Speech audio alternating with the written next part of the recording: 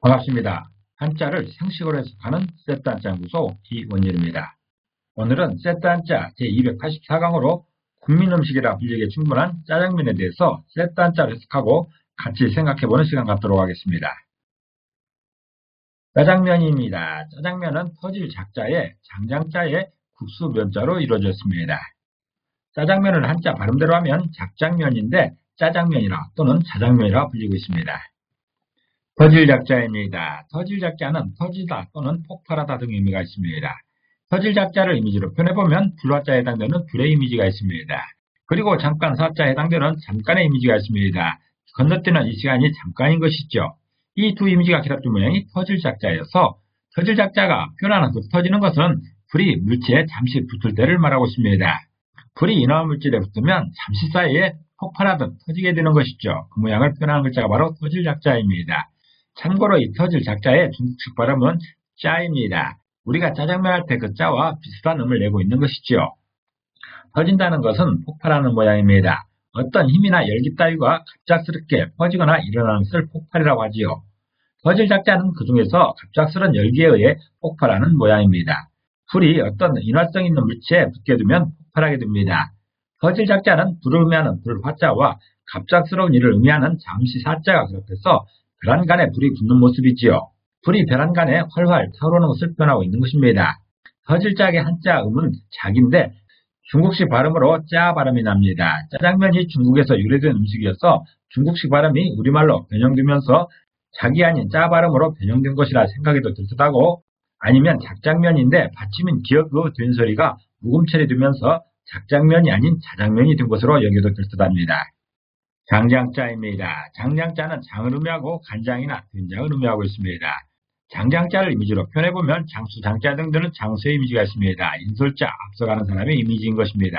그리고 닭유자 등등은 술의 이미지가 있습니다. 닭유자가 부수로 사용되게 되면 술주자의 대용으로 사용되고 있습니다.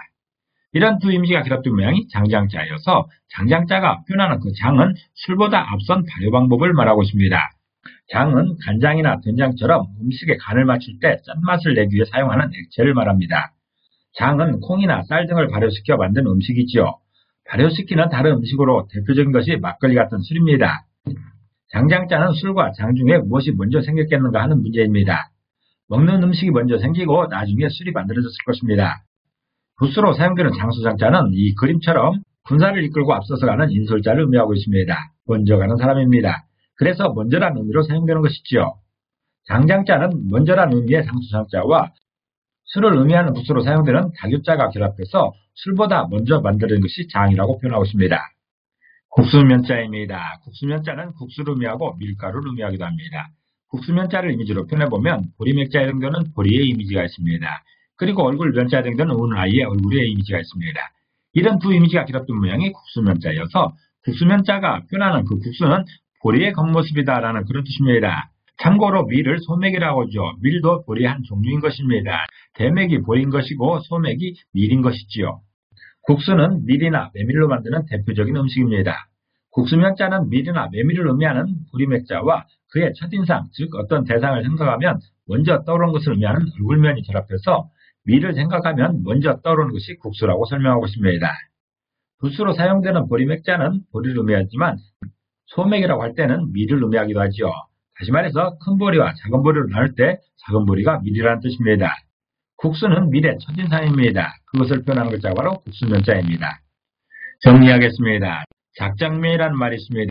이 작장면에 작이 묵음 처리되면서 자장면이 되었습니다. 작장면이라는 말 중에서 터질 작자가 표현하는 그 터지는 것은 불을 물체에 잠시 붙일 때입니다. 다시 말해서 인화 물질에 불을 붙이게 되면 폭발하듯 터지게 되는 것이죠. 그것을 표현하는 글자가 바로 터질 작자입니다. 그리고 장장자가 표현하는 그 장은 술보다 앞서는 발효 방법을 표현하고 있습니다. 다시 말해서 장담기기를 먼저 했고 이 방법으로 술도 만들었다는 것입니다. 또한 국수 면자가 표현하는 그 국수는 보리의 겉모습을 말하고 있습니다. 이때 보리는 밀을 말하고 있습니다. 소맥이라고 말하는 그 밀을 말하고 있는 것이죠. 그래서 밀을 생각하면 먼저 떠오르는 음식이 국수라는 그런 표현입니다. 한자 발음대로 하면 작장면이라고 부르는 그 짜장면은 화력 좋은 불판에 춘장을 튀기고 야채와 고기도 센 불에 볶아서 국수에 비벼 먹는 그런 음식입니다. 짜장면은 중국 음식인 작장면, 즉 짜이지양면이 한국에 전려되면서 몇십 년 흐르는 동안 중국 음식과 전혀 다른 모습으로 재탄생하게 되었습니다. 그런 짜장면을 세트 한자로는 센 불에 장을 튀겨서 국수와 비벼 먹는 음식이라 해석하고 있습니다. 짜장면의 한 종류인 간짜장도 있는데 이 간짜장은 말을 간자에 터질 작자에 장장자로 구성되어 있습니다. 이 간짜장도 한번 해석해 보도록 하겠습니다. 말을 간자입니다. 이 말을 간자는 말을 건어로 표현하기도 합니다. 말을 간자는 마르다 또는 텅 비다 등의 의미가 있습니다. 말을 간자를 이미지로 표현해보면 햇빛 간자와 새 을자로 구성되어 있습니다. 이렇게 쨍쨍 내려쬐는 햇빛 안에 날아가고 있는 새의 모습이 있는 것이죠. 이런 이미지가 말을 간자여서 말을 간자가 표현한 마른 것은 햇빛에 새가 날아가는 상황입니다. 햇빛 아래 새가 날아다니는 그런 상황을 말을 간으로 표현하고 있는 것입니다. 마른다는 것은 물기가 다 날아가서 없어지는 것이지요. 어떤 것을 마르게 하는데 가장 대표적인 것이 햇빛입니다. 햇빛에 노출되면 대부분의 물기는 없어지고 맙니다. 사람들은 창공을 날아다니는 새가 가장 확실하게 햇빛에 노출되니 가장 잘 마를 것이라 생각했습니다. 마를 간자는 햇빛을 의미하는 햇빛 간자와 새을자가 결합해서 햇빛에 노출된 새가 마른다고 표현하고 있습니다. 실제로 새가 마르지는 않죠. 살아있는 생명이기 때문에 마르지 않지만 사람들 보기에 햇빛에 가까이 가서 햇빛에 노출되니 새가 가장 햇빛 때문에 마르지 않겠는가 하는 그런 생각을 했던 것입니다. 정리해 보겠습니다. 간짜장이라는 말 있죠. 간짜장이라는 말 중에 말을 간짜가 표현하는 그 마른 것은 햇빛에 새가 나는 상황을 표현하고 있습니다. 다시 말해서 새가 창공을 달며 햇빛에 노출되듯하면 무엇이든 건조해지는 것이죠. 이것을 표현하는 글자가 말을 간짜입니다. 그리고 터질 작자가 표현한 터지는 것은 불을 물체에 잠시 붙일 때를 말하고 있습니다. 다시 말해서 인화물질에 불을 붙이면 폭발하듯 터진다라는 그런 것을 표현하고 있는 것이죠. 또한 장장자가 표현하는 그 장은 술보다 앞선 발효 방법을 말하고 있습니다. 다시 말해서 장담격이가 먼저 되었고 이 방법으로 술도 만들었다라는 것입니다.